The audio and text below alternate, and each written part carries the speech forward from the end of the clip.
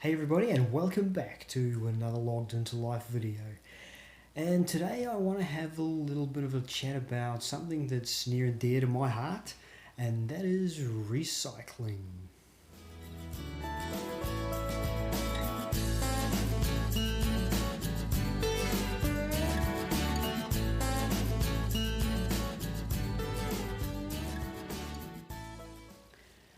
So you will have heard me mention in previous videos maybe a series we have here on TV in Australia called War on Waste. And there's been a couple of times, I think, now that it's been mentioned in a couple of those episodes of that program about a company called Red Cycle. Red as in RED Cycle. So what I want to do is tell you a little bit about Red Cycle, what they do, and how my family are using their services. Because this is something that we've only just started doing recently. It's fairly new to me and to my family. But I really like the difference it's making, and it's a really noticeable difference in our recycling. So I wanted to share it with you and maybe, hopefully, encourage a few people to jump on the Red Cycle bandwagon. It's something that I think is well worth doing. So for now, let's jump on the net and I'll show you their website. Okay, so redcycle.net.au, as you can see up in the top here. So what is Red Cycle? So this is a company that was started in Melbourne, as you can see on the screen there. And you'll find these Red Cycle bins sitting outside most of the Coles and Woolies supermarkets. Alright, so I did a quick Google search and just for an image, and you can see here this is what a Red Cycle bin looks like. Nice and easy to see. They have a nice big opening in the top to put your recycling into, with a simple explanations on the side of what you can and can't put in there. Now, back on the Red Cycle website, they do have a description of what they look like, as well as a bunch of frequently asked questions, about drop-off points and participating businesses, questions about the program, what they do. So, for example, where does the plastic end up? It's collected for initial processing, and it's basically delivered to a company called Replas. So Replas use the raw materials, the recycled plastics, to turn into outdoor furniture and fitness circuits. So there's quite a few of these things all over Australia, and mainly in the big cities, obviously.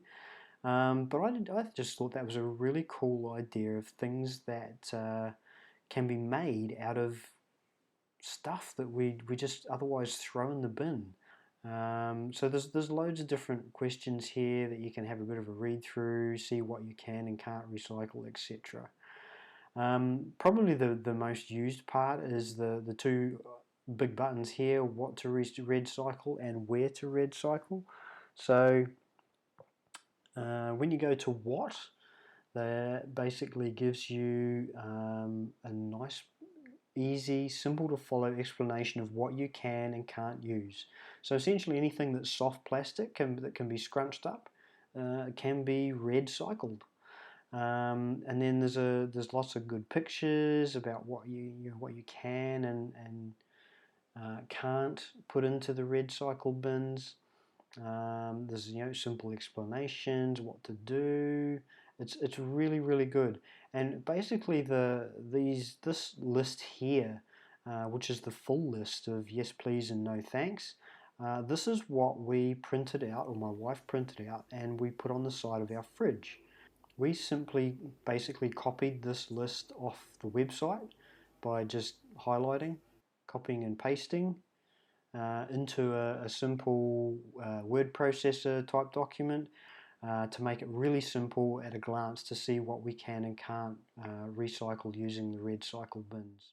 So this is roughly the size of our bin bags on a daily basis previously. And then this is roughly how they look now that we are using REDcycle. They're about half the size, and all that soft plastic is going to REDcycle to make useful stuff. As you can see, it makes a huge difference. I think it's a really good difference in how much waste you throw out every day of the week. 7 days a week. It may not look like much when you look at it in the scheme of just one day, but you add that up over the year, and that's a huge difference. And it's making a big difference for the planet. Okay, so there you have it. That's REDcycle in a nutshell. So I really would encourage everyone, if you're here in Australia, to jump on board and give REDcycle a go. I'm sure when you think about it, it's not that hard. Anything different is going to seem a little hard to start off with, but it's not really. It takes me an extra 30 seconds to put all the stuff that needs to go into that bag, and dispose of it how it should be disposed of, rather than going into landfill. I think it's really important. It makes a big difference, and most importantly, this is our kids' future. This is the future of the planet. This is our future generations are going to either suffer because of what we continue to throw into landfill, or if we do the right thing, they're going to reap the benefits. I know which one I'd rather have for my kids. So, yeah, come on, get on board. Jump into REDcycle, give it a go. It's not hard, and it makes you feel good about yourself at the end of the day. So there you go. That's all from me. Until next week, thank you for watching, and look forward to seeing you back again then. Have a good one.